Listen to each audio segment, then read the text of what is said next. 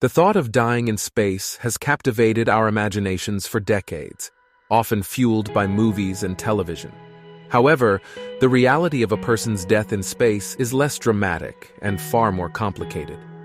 As space exploration continues to advance, we must address the potential risks and consequences of accidents in space. Contrary to popular belief, a person left in outer space without a spacesuit would not explode like a balloon. Our skin is strong and thick, so while our organs would not burst out, we would suffocate as oxygen rapidly escapes our body. Our bodies would eventually freeze in the cold vacuum of space, similar to a deflated balloon that's frozen. Holding your breath in space might seem like a viable solution to avoid suffocation, but it's actually more dangerous.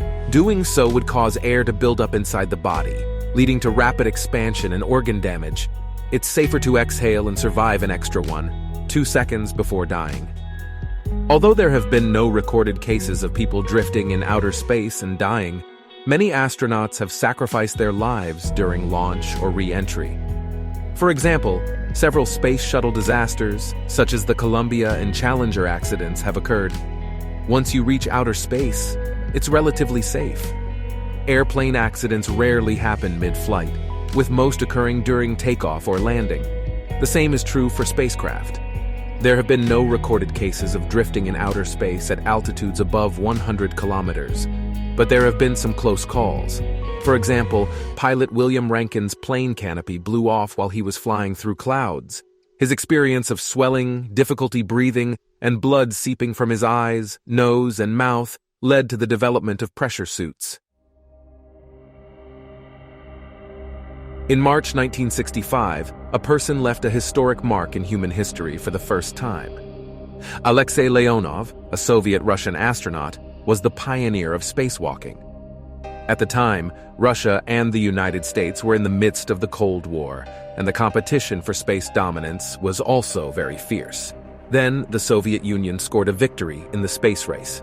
Following in the footsteps of Yuri Gagarin, who achieved humanity's first spaceflight in 1961, Leonov attempted a spacewalk, which turned out to be a resounding success. After completing a remarkable 12-minute spacewalk, Alexei Leonov became a hero of space. However, an unexpected problem occurred. In fact, Leonov's spacewalk was filled with anxiety. Due to limited time and budget, the spacecraft was not properly maintained. The situation was the same for the spacesuit equipment. As he returned from the spacewalk, his spacesuit began to inflate. For reference, astronauts must pass through an access device to return to the spacecraft, which was a narrow passage. He tried to enter, but his spacesuit kept inflating, and he struggled for 20 minutes at the door. Deciding that some things are possible and some are not, Alexei reduced the pressure inside his spacesuit to a vacuum level to deflate it. Fortunately, he succeeded in entering the access device.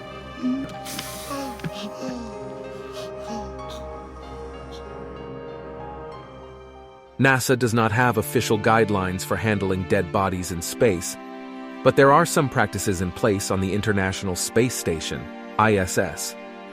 Initially, a dead body is treated as infectious material, and since there is no dedicated space for storage on the ISS, it is placed in a pressurized bag and stored in a cooler location like a garbage storage area.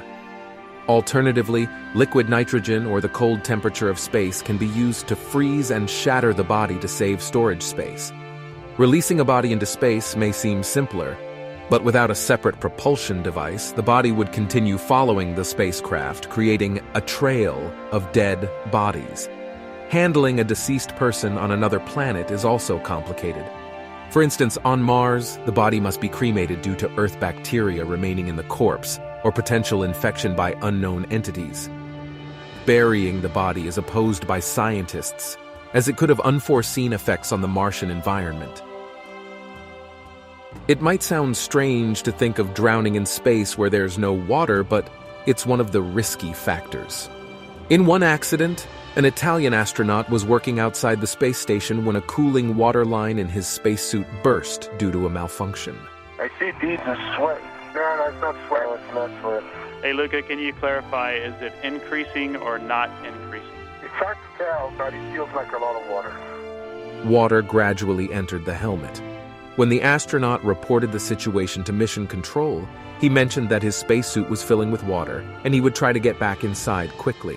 About the same amount of when I took the helmet down last time, Chris. In the absence of gravity, water droplets float instead of falling to the ground.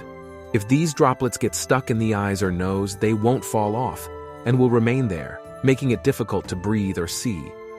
In this urgent situation, the astronaut barely made it back to the space station, where his colleagues quickly removed his spacesuit and wiped off the water.